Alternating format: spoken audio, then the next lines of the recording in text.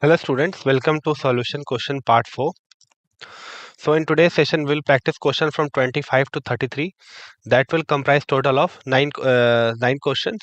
So in each question you will given 10 seconds as well as I will read the question slowly so that you can get more and more time to solve the question. After 10 seconds you can match your solution if you have solved. If you have not solved then you can match your approach by seeing at the explanation that I will give.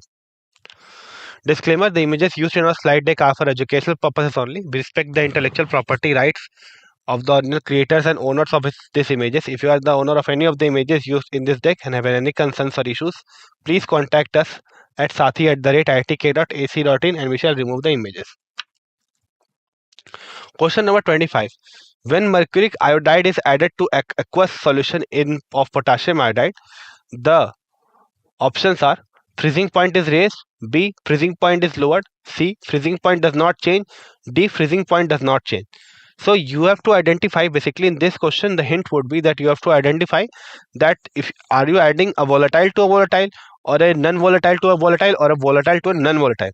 Then you will be able to solve this question, because the freezing and depression, all this means the freezing point and the boiling point, all these are colligative property and depends upon the volatile nature and the amount of substance that you are adding. So 10 seconds to solve this question starts now.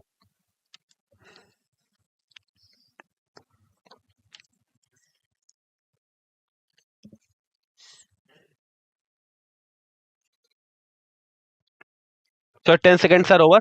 So let us see the solution. For those who have solved, the correct answer is A. So when you are adding Ki to Hgi2, we get K2Hgi4.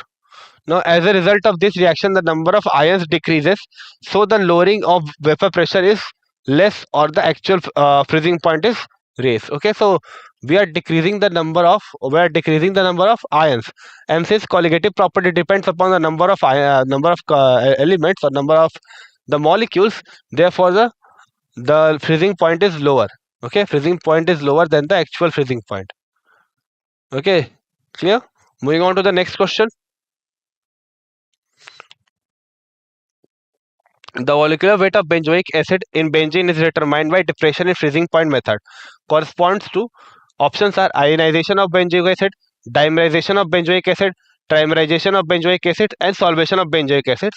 You have 10 seconds to solve this question. Your time starts now.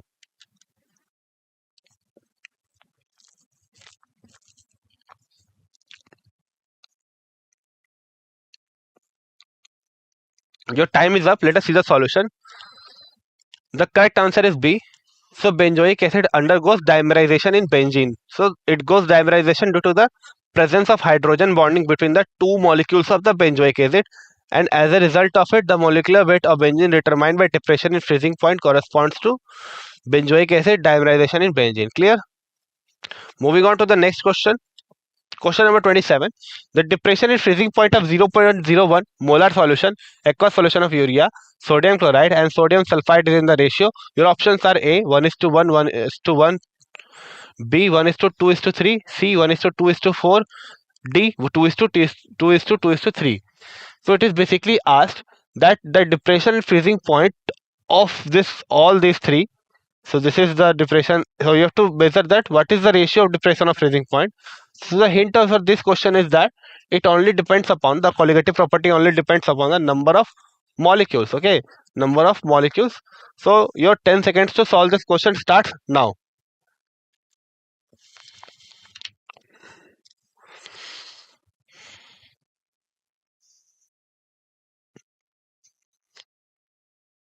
So your time is up. Let us see how can we solve the question. For those who have solved, the correct answer is B. That concentration of particles of urea are this and this respectively. So the ratio will be also 1:2:3, because NaCl is dissolving and getting 2 moles. Okay, giving us 2 moles of the ion, whereas Na2SO4 is giving us 3. So it remains 0.01. Urea is not dissociating. NaCl is dissociating into 2, so it is 0.02, and Na2SO4 is dissociating into 3, so 0.03. Clear? So this will be the ratio, that is 1:2:3. So this is the ratio of the particles. Clear? Now the depression in freezing point will be in the same ratio accordingly, because colligative property, it is a colligative property and it will depend on the number of particles, and since it is changing in the ratio 1:2:3, so the depression in freezing point will also be in the same order. Clear? Moving on to the next question. Question number 28. The during depression and freezing point of a solution, the following are in equilibrium. Options: liquid solvent, solid solvent. B, liquid solvent, solid solute. C, solid liquid solute, solid solute. And C, liquid solute and solid solvent. So what is being asked in the question, that during depression in freezing point of solution, the following are in equilibrium. Okay, you have to find it. So your 10 seconds to solve this question starts now.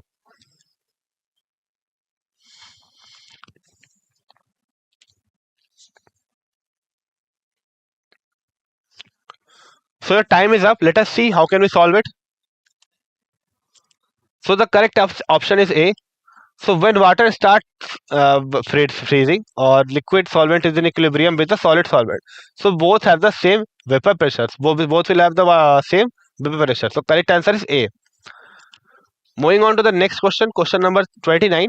How many grams of methyl alcohol should be added to 10 liter of water to prevent its freezing at 268 Kelvin? Your Kf is 1.86 Kelvin per kg per mole. Your options are A, 880.07, B, 899.04, C, 886.02, and D, 868.06 grams. So this is all about the what? This is all about the grams.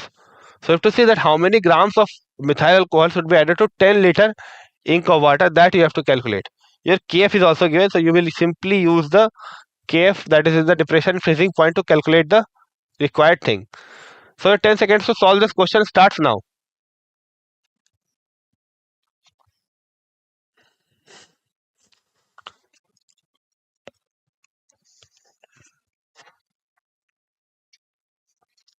So time is up. Let us see how can we solve it. So Kf was already given, and the so what? How many grams of methyl alcohol should be added to prevent the freezing point? How will solve it? So for those who have solved, the correct answer is C. So normal freezing point is 273.15. So in order to prevent the freezing at 268 Kelvin, let the amount of particle to be added is x gram, right? So molality is equal to x by 32 into 10. Clear? Okay, so that will give you x by 320. So this is your molality. Now next thing, for molar mass of CH2OH is 32 gram and molar mass of H2O is V. So because density of water is almost 1 gram per liter, for that reason we are saying this. Okay, so you don't have to worry.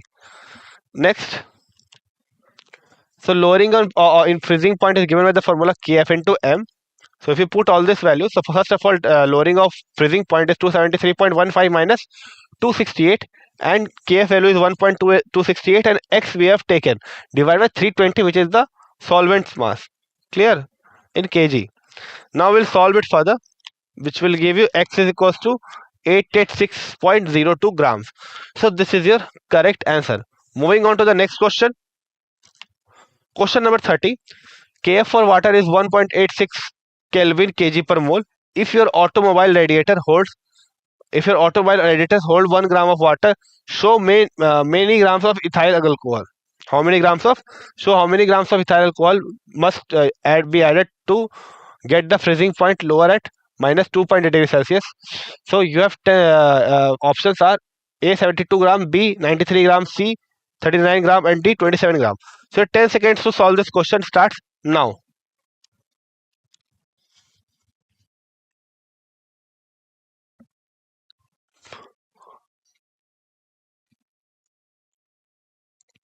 Clear? So let us see the solution. For those who have solved, the correct answer is B.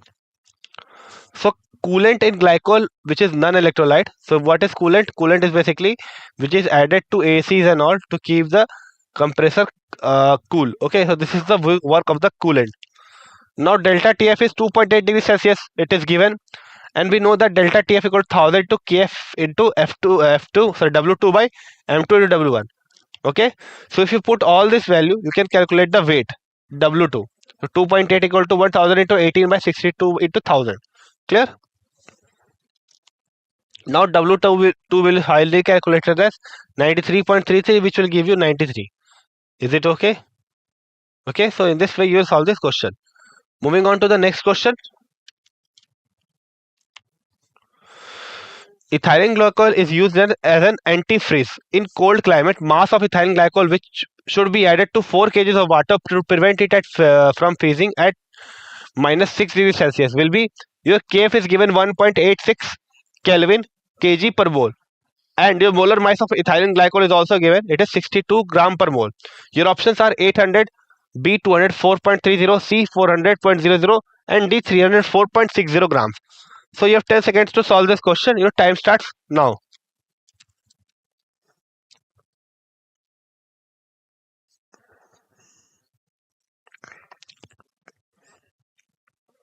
Your time is up. Let us see how can we solve it. So ethylene glycol is used as an antifreeze means it lowers the freezing point. Okay, it lowers the freezing point. So this thing it does. So what are we doing? We are adding ethylene glycol, which should that is added to 4 kg of water to prevent it from freezing at minus 6 degrees Celsius. So instead of 0 degrees Celsius, it should freeze at 6 degrees Celsius. So what we have to do? We have to find the mass of that ethylene glycol, and the molar mass of ethylene glycol is 62 gram per mole. Clear? So for those who have solved, the correct answer is A. So delta TF is what? Freezing point of water. Freezing point of water minus freezing point of ethylene glycol solution. So this is your delta TF. Now you will calculate it 0 minus 0 minus of 6. Why we have taken again minus? Because this is given in the question itself. Now you don't need to convert this into Kelvin because this is change, and change will also always be a change. So that will give you delta TFS 6 degrees Celsius. Your Kf is also given 1.86 Kelvin kg per mole. So weight of ethylene glycol in grams will be how much? And then weight of water is given 4000 grams. Okay, it is given 4000 grams. And molar mass of ethylene glycol is also given 62 gram per mole. So what is the Venter factor? It is 1 because ethylene glycol is a non-electrolyte. It will not dissociate further. So this thing is clear up to this point. Now, the formula is there. Delta TF equal to I into 1000 KF by W2 M2 V1. Clear? So if you put all this value, you will get W2 as 800 grams as your correct answer. Now moving on to the next question. Question number 32. The molar mass of a solute X in gram per mole. You have to calculate it. If 0.1% solution is isotonic with 95% solution, the cane sugar is option A 68.4, B 34.2, C 36.2, and D 171.2.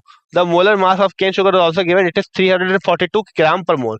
Your 10 seconds to solve this question starts now.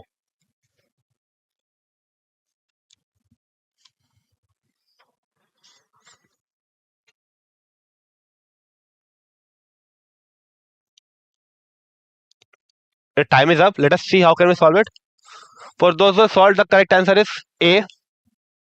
So for isotonic solution, P1 pi1 equal to pi2, and hence N1 R T P1 is equal to N2 R V2. So this thing is known already. Now we can just use the formula. This is W1 by V1 M1, V1 W1, and W2 by V2 M2, or W1 by V1 is equals to 1 by W2 by V2. So that will give you 5. Now we have to see that what is M1. Clear? What is M1? So if you put all of these things here, that will give you MM1 is equals to 6. Clear? So at its molar mass of glucose X is 68.4 gram per mole. Clear? Moving on to the next question. So this is the last question for today's session. So what it is being said. So you have to match the following. We start from Rolle's law. P is equals to K. Then we have elevation of boiling point, Henry's law, and osmotic pressure. So why are you not starting? What is the match the following option here? So in A we have 3 4 1 2. B we have 2 1 4 3. C we have 1 4 2 3 4 1 2 3. And D we have 1 2 3 1 3 2 4. So how we'll solve it? So 10 seconds to solve this question starts now.